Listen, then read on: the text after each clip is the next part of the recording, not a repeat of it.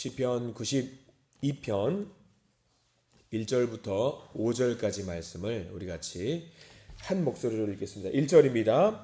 지존자여 시편금과 비파와 수금으로 여호와께 감사하며 주의 이름을 찬양하고 아침마다 주의 인자하심을 알리며 밤마다 주의 성실하심을 베풀미 좋음이니이다. 여호와여 주께서 행하신 일로 나를 기쁘게 하셨으니 주의 손이 행하신 일로 말미암아 내가 높이 외치리이다. 여호와여 주께서 행하신 일이 어찌 그리 크신지요. 주의 생각이 매우 깊으시니이다. 아멘. 오늘 이 말씀 가운데 하나님의 크신 은혜가 우리 가운데 있기를 간절히 기도하고 소망합니다. 우리 기도하는 마음으로 고백합니다. 하나님의 은혜가 지금 저에게 임하기를 기도합니다. 우리 옆 사람 축복하면서 하나님의 은혜가 지금 여러분에게 임하기를 기도합니다. 아멘. 복된 은혜 넘치기를 간절히 소망합니다. 오늘 시편 92편은요 예배를 드리러 올라가는 사람, 찬양을 드리러 올라가는 사람이 부르는 노래입니다. 그러니까 뭐 성전에 올라가는 것도 좋고요. 각자 어떤 예배의 모양도 좋겠고요. 하나님을 만나러 가는, 하나님과 동행하기를 원하는 마음으로 예배를 드리러 올라가는 사람이 부르는 노래라고 할 수 있겠습니다. 하나님께 예배를 드리는 일이 얼마나 좋고 즐거운지, 너무 행복하다라는 그 마음을 하나님께 노래하고 있거든요. 우리가 시편 92편 말씀을 보면서 우리가 예배 드리러 나올 때 우리가 어떤 마음을 갖고 나와야 되는지 한번 다시 생각해 볼 필요가 있습니다. 이 새벽에 예배를 드리기 위해서 여러분들은 집에서 발을 나오실 때에 어떤 마음을 갖고 이 집을 나오셨는지 한번 몇 분 전이겠지요. 생각을 한번 해보셔요. 늘 가는 거니까, 내가 이 자리 뭐 늘 가는 거니까, 가지 않으면 좀 불안하니까, 오늘 하루 좀 불안하니까 그런 마음으로 오시는 분들도 더러 있더라고요. 근데 우리가 잘 기억해야 될 것은요, 예배 앞에서 반드시 내가 예배를 통해서 하나님과 동행하겠다, 오늘 하루를 하나님과 동행하겠다, 그런 마음으로, 결단하는 마음으로 예배자로 서시기를 간절히 축원합니다. 시편 92편은요 하나님께 예배 드리려 가는 성도의 그 마음이 담겨 있어요. 하나님과 동행하는 삶을 살겠노라라고 하는 성도의 다짐의 노래예요. 그래서 1절부터 5절까지 우리가 방금 읽었던 그 본문 내용은요, 이 올라가면서 하나님을 깊게 찬양하는 노래입니다. 하나님, 하나님 너무 좋아요. 하나님 너무 좋습니다. 하나님과 이런 좋은 하나님, 성실하신 하나님, 인자하신 하나님, 이 하나님과 내가 동행하기를 원합니다 라고 하면서 하나님께 찬양하면서 올라가는 그런 마음이거든요. 그래서 만약에 이 1절과 5절 여기 나와야 되는 이 고백을 우리가 그냥 입으로 뱉는 것도 뱉는 것이겠지만 이 고백을 하나님께서 들으신다고 한번 생각해 보세요. 1절부터 5절까지 말씀. 내가 찬양하겠습니다. 아침에 주의 인자하심을 알리며 밤마다 주의 성실함을 베푸는 것이 너무 좋습니다. 하나님께 올리는 거예요. 주님 행하신 일로 내가 기쁩니다. 주님이 손으로 행하신 그 일로 내가 너무 행복합니다. 그리고 주님이 행하신 그 일이 얼마나 아름다운지 모릅니다. 이 기쁜 마음을 하나님께 올려드릴 때 하나님 기분이 어떨까? 너무 좋지 않을까요? 우리가 주일 11시 예배 때, 오전 예배 때 우리는 늘 그렇게 인사를 하잖아요. 저는 당신이 좋습니다 이야기를 합니다. 그렇게 옆에 있는 분들에게 당신이 좋다고 고백하면은 옆에 있는 분들이 그 이야기를 듣고 찡그린 표정으로 있는 분 한 분도 안 계세요. 다들 좋아가지고 웃으면서 서로 그렇게 인사를 권면하는 모습이 있죠. 근데 하나님 보세요. 우리가 하나님께 그렇게 좋은 이야기, 나 하나님 너무 좋아요, 이렇게 이야기하는 마음으로 예배로 하루를 시작하면 그 이야기를 하나님이 듣는다고 생각해 보십시오. 하나님도 기분이 너무 좋으시겠죠. 야, 나도 너 좋아. 네가 나를 좋다고 해. 나도 너 너무 좋아. 이렇게 고백하는 마음으로 주거니 받거니 한다라는 이야기가 오늘 말씀입니다.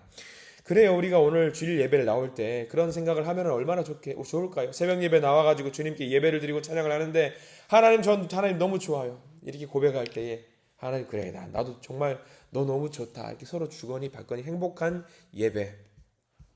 자, 근데 오늘 말씀 보면은요, 이런 말씀이 나와 있어요. 오늘 5절까지 말씀은요, 그 예배를 드리기 위해서 앞으로 한 걸음씩 주님을 찬양하는 건데, 찬양이 뭔지 우리가 잘 좀 생각을 할 필요가 있거든요. 찬양은요, 하나님을 높이고 하나님을 칭찬하는 거예요. 하나님을 높이고 하나님을 칭찬하는 거예요. 1절부터 5절까지가 그 하나님이 행하신 일을 높이고 칭찬하는 거예요. 하나님 행하신 일 너무나 크고 놀랍습니다. 그 업적을 생각하면은요, 찬송이 절로 나와요. 하나님, 어쩌면 그렇게 하나님이 하신 일 위대하고 놀라워요? 어쩌면 그렇게 기쁘세요? 이렇게 하나님을 인정하고 하나님을 높이는 행위를 우리는 뭐라고 하냐면 예배라고 하잖아요. 예배. 그래서 오늘 시편 92편을 통해서 우리가 찬양과 예배 정확하게 알아야 돼요. 많은 분들이 오해하시는 것 중에 하나가 예배를 드린다라고 하면은 반드시 뭐가 들어가야 되냐면 말씀이 들어가야 돼요. 말씀이. 그래서 오히려 오해하는 게 말씀이 반드시 들어가서 하나님의 말씀을 들어야지 라고 생각을 하는 건데, 그것만큼 중요한 게 뭐가 있냐면 기도하고 찬양하는 거예요. 기도하고 찬양하는 것을 절대로 빠뜨리면 안 돼요. 기도하고 찬양하는 것이 예배거든요. 그러니까 말씀을 듣고 이 말씀을 가지고 내가 세상 가운데 살아야 되겠다라고 결단하는 것도 예배겠지만, 하나님을 찬양하고 하나님을 높이는 것이 또 예배예요. 이게 굉장히 중요합니다. 찬양이 굉장히 중요한 거예요. 그래서 우리의 입으로 하나님을 칭찬하고 노래하고 찬양하는 그 고백들이 예배입니다. 말씀 하나에만 집중하면은요, 뭐에 빠지게 되냐면은요, 바리새인처럼 율법에 빠지게 되는 경우가 있어요. 그러니까 우리가 찬양을 통해서 하나님을 기쁘시게 하는 것이 굉장히 중요합니다. 근데 오늘 성경 말씀에는요, 그런 내용도 나와요. 찬양의 순간이 중요한 건 나 알아요, 하나님. 제가 찬양의 순간이 너무 좋고 하나님을 찬양해야 되는 것이 중요하다는 걸 알고 있지만, 찬양의 순간 내가 하나님을 즐겁게 찬양하지 못할 때가 있어요.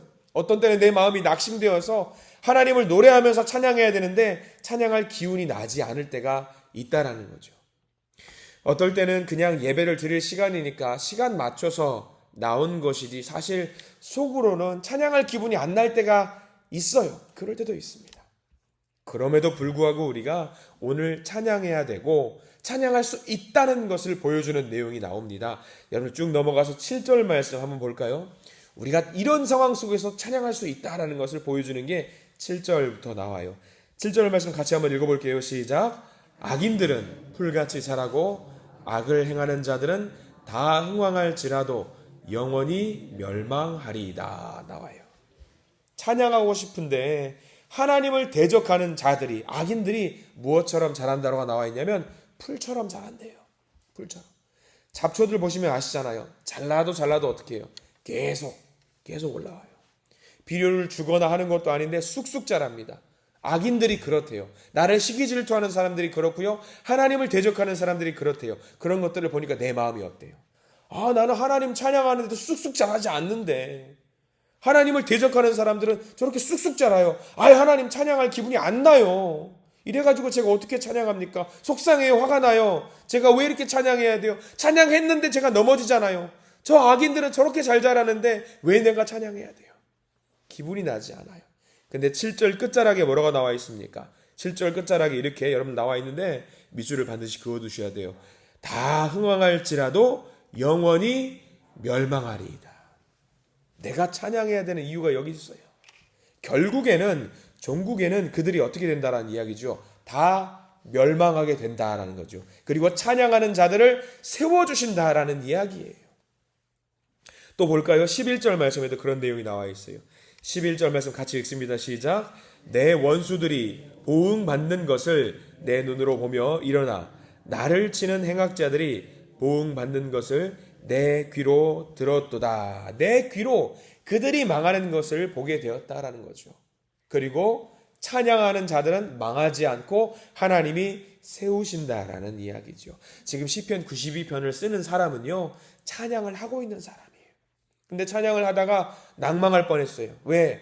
악인들이 풀처럼 너무 잘 자라요. 열받아요. 화가 나요. 하나님 이게 뭐예요? 나는 찬양하는 사람인데, 나는 예배자인데 왜 저는 이렇게 낙심하고 있고 왜 저 악인들은 저렇게 잘 되는 것 같아요, 하나님. 근데 그게 아니라는 거예요, 하나님이. 고통스러운 순간이 있었지만 시편에 지금 쓴 사람은 하나님을 찬양하고요, 그 결과는 오히려 하나님의 역전이 일어나서 찬양하는 자와 예배드리는 자를 하나님이 돌보시고 악인들을 멸하게 하신다는 고백을 지금 노래로 하나님께 올리고 있습니다. 여러분들 이 시간에 예배를 나왔을 때 이런 확신 가지고 예배를 드리시기를 축원합니다. 찬양합니다. 하나님은요, 의인을요 반드시 일으켜 세우시고요, 악인은 반드시 멸망시키셔요. 이 확신을 갖고 우리는 찬양하시기를 바랍니다. 찬양할 수 없는 상황이요, 늘 우리 주변에 존재해요. 입으로 찬양을 하고 싶어요. 찬양을 하고 싶은데 내 속마음은요, 쓰려가지고 찬양이 안 나올 때가 있습니다. 그런데 그 순간에도 오히려 더 크게 하나님을 찬양하라고 이야기하고 있어요. 그러면 그 찬양하는 자는, 의인은 어떻게 되느냐? 12절 말씀부터 볼까요? 그 찬양하는 자, 의인, 예배 드리는 자, 그 자를 하나님이 어떻게 해주신다. 12절 시작. 의인은 종려나무같이 번성하며 레바논의 백향목같이 성장하리로다. 아멘. 성경에는요, 종려나무가 언급이 많이 돼요. 많이 언급되는 나무고요, 이스라엘 백성들이 굉장히 좋아하는 나무입니다. 종려나무는 여러분들 아시죠? 거룩함을 상징합니다. 예수님께서 예루살렘에 입성하실 때 종려나무 가지를 막 흔들고 하면서 주님을 찬양합니다, 호산나 그랬잖아요. 그렇게 요한계시록에도 그런 내용이 나와요. 이 세상이 끝날 때에, 우리가 주님을 만날 때에 하나님의 보좌 앞에서 흰옷을 입고 사람들이 종려나무를 흔들면서 주님을 찬양한다라는 내용도 담겨 있죠. 레바논의 백향목도 마찬가지예요. 수명이 수천 년이래요. 그리고 기둥이 굵기가 막 2m, 3m 그런 굵기로 자란다라는 아주 대단한 나무지요. 의인은 어떻게 된다? 이 종려나무와 같이, 백향목같이 그 삶이 번창한다라는 이야기입니다. 누가? 찬양하는 자가. 그러니까 여러분들, 이 시간에 도저히 내 마음이 상심해가지고 찬양할 기분이 나지 않아요. 그냥 목사님 설교만 듣고 그냥 위로만 받았으면 좋겠어, 그러지 마시고 우리가 마음을 달리 잡아먹으셔야 돼요. 그런 마음이 들 때 오히려 더 강력하게 하나님을 높이 찬양하시기 바랍니다. 더 하나님을 높이시기 바랍니다. 하나님을 칭찬해 보세요. 더 감사해 보세요. 나는 하나님이 너무 좋아요 라고 하나님께 외쳐보세요. 그러면 놀랍도록 우리 가운데 역사하시는 하나님을 경험하시게 될 줄 믿습니다. 이게 어려운 일이에요. 정말 어려운 일이에요. 시편 92편의 저자는 간단하게 이야기합니다. 어떻게 하면 되느냐? 13절 말씀까지 볼까요? 여러분들 여기 중요한 표현이 하나 나와요. 13절 말씀 읽어보겠습니다. 시작. 이는 여호와의 집에 심겼으며 우리 하나님의 뜰 안에서 번성하리로다. 거기 여호와의 집에 심겼으며에다가 밑줄을 반드시 그어두세요. 하나님을 어떻게 찬양할 수 있나? 내 마음이 상심했음에도 불구하고 하나님을 찬양할 수 있는 방법, 내가 여호와의 집에 심기면 되는 거예요. 거기 뿌리를 내리면 되는 거예요. 하나님의 집에 뿌리를 내리면 된다라는 거죠. 여러 의미가 있겠지요. 뿌리를 내린다. 좋은 나무가, 좋은 꽃이 좋은 곳에 뿌리를 내리면 잘 성장할 수 있겠죠. 근데 뿌리를 뽑히게 되면 어떻게 돼요? 죽는 거죠. 죽는 거예요. 그러니까 하나님의 집에 우리가 뿌리를 내린다라는 이야기는요, 늘 하나님과 동행하라는 이야기일 수 있을 것이고요, 하나님께 내 목숨을 걸어보라는 이야기일 수도 있습니다. 이 말씀은 틀림이 없어요. 이 말씀을 반드시 기억하십시오. 우리들의 삶이 마지막까지 종려나무처럼 우거지고 백향목과 같이 높이 솟아오르는 삶이 되기 위해서는요, 우리들의 뿌리가 하나님의 집에 깊숙이 자리를 하고 있어야 합니다. 그렇게 하면 됩니다. 예전에 호스피스 사역을 하시던 권사님께서 하셨던 말씀이 기억나요. 여전히 제 뇌리를 흔들고 있고요. 제가 설교 시간에, 말씀 시간에 가끔 한 번씩 나눴던 이야기입니다. 다들 아실 법한 이야기예요. 어떤 어르신들은 권사님이세요. 집사님이시기도 하고요. 나이 드신 분이죠. 병원에 어떤 치매병동에 들어와 계신 분이세요. 아들을 기억을 못해요. 딸도 기억을 못해요. 거동을 할 수도 없어서 병상에 누워서 이제 하나님 나라 갈 일만 생각하고 계신 어르신들, 그 봉사하고 계신 권사님이 같이 그분들한테 야, 우리 하나님 권사님 예배드려요 하면은 권사님이 그렇게 말씀하신대요. 아들 이름도 모르고 딸 이름도 모르는데 그래 예배드려야지 그러신대요. 그렇게 권사님 우리 찬양해요 하면은 그 권사님이 또 그래요. 그래 찬양해야지. 근데 아들의 이름은 모르고 딸의 이름은 몰라도 찬양 몇 장 부르자고 하면은 먼저 선창을 하시는 분들이 계세요. 기가 막히게.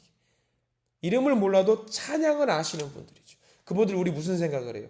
평생토록 하나님의 집에 뿌리를 내리면서 사셨던 분이구나.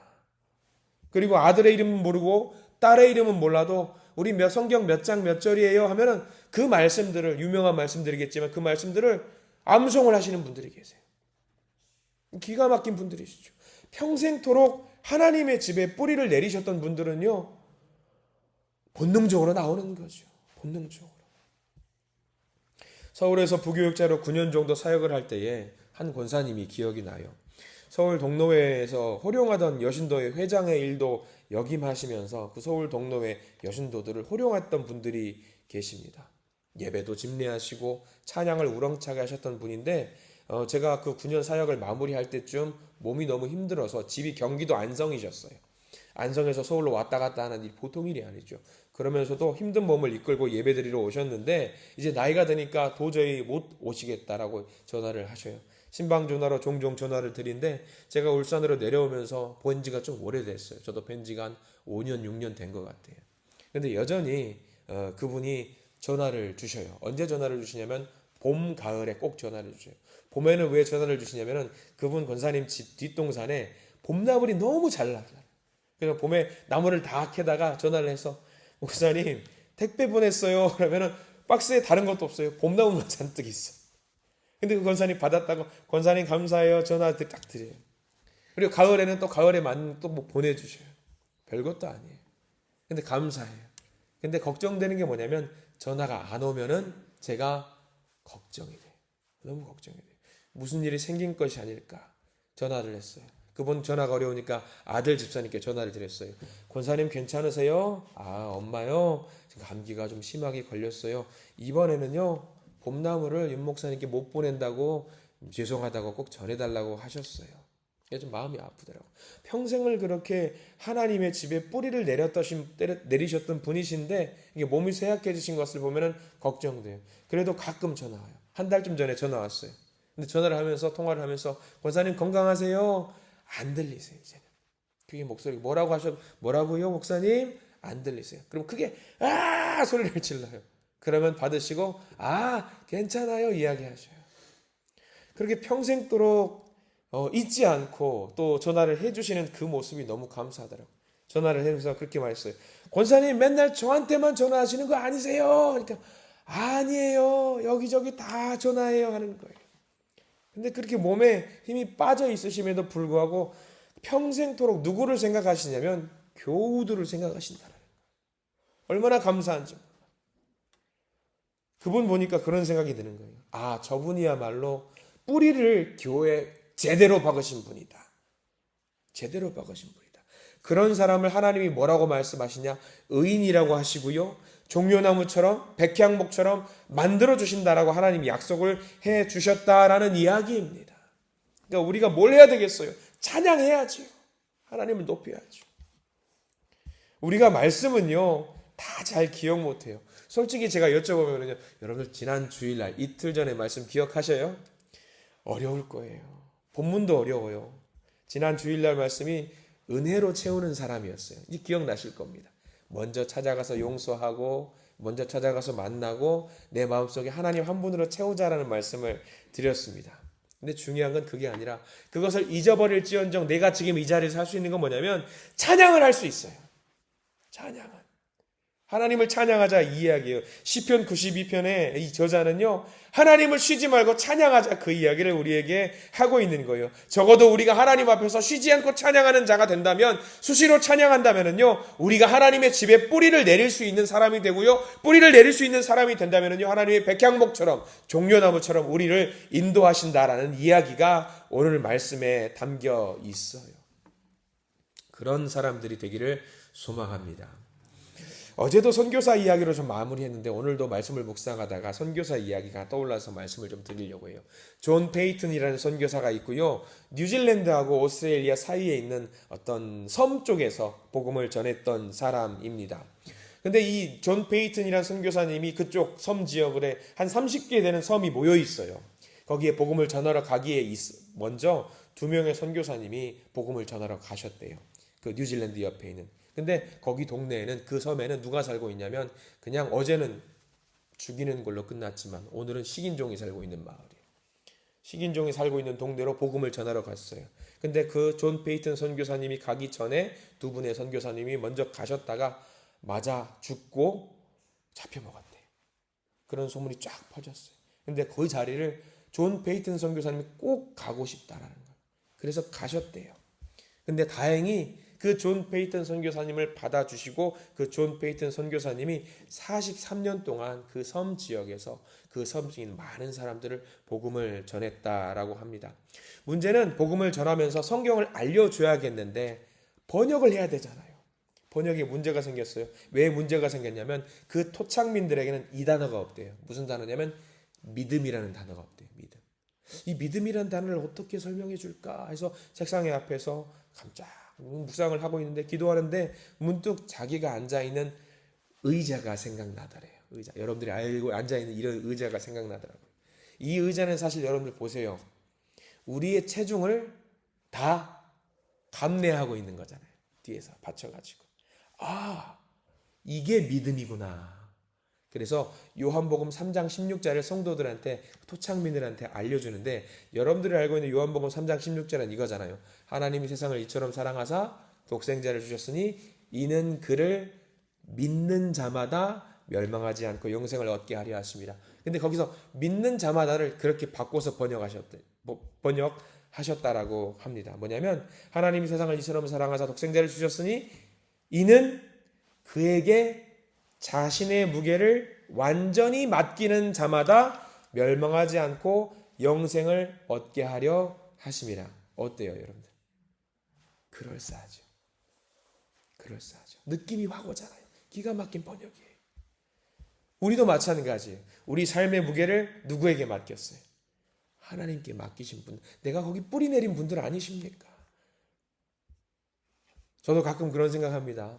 의자에 앉아서 일을 할 때마다 기도를 하면은 어제 말씀을 묵상하면서 야, 존 페이튼 선교사님이 기가 막히게 번역을 하셨다. 근데 생각하니까 하나님 너무 힘드시겠다라는 거예요. 야, 내 무게를 버티시려면 이거 좀 무거워야 될 텐데. 친구가 생각났어요. 야, 친구야, 좀 제법 뚱뚱한 친구한테 친구 목사에게 전화했어요. 야, 친구야, 너 지탱하려면 참 힘드시겠다. 참 힘드시겠다. 그렇게 하나님께 모든 것을 지탱하실 수 있는 저와 여러분들 되시기를 축원합니다. 내 모든 것을 맡길 때에 우리는 종려나무가 우거진 것처럼 백향목이 향을 내면서 높이 솟아오른 것처럼 하나님이 우리를 만들어줄 줄 믿습니다. 먼저 우리는 하나님께 쉬지 않고 찬양하셔야 됩니다. 끝없이 하나님을 찬양하셔야 됩니다. 주님을 높이시고 더 높이십시오. 그리고 주님께 더 뿌리를 내리시고 하나님이 주시는 복을 마음껏 누리실 수 있는 저와 여러분들 되시기를 간절히 축원합니다. 기도하겠습니다. 주님, 하나님의 은혜가 얼마나 큰지 너무 큽니다.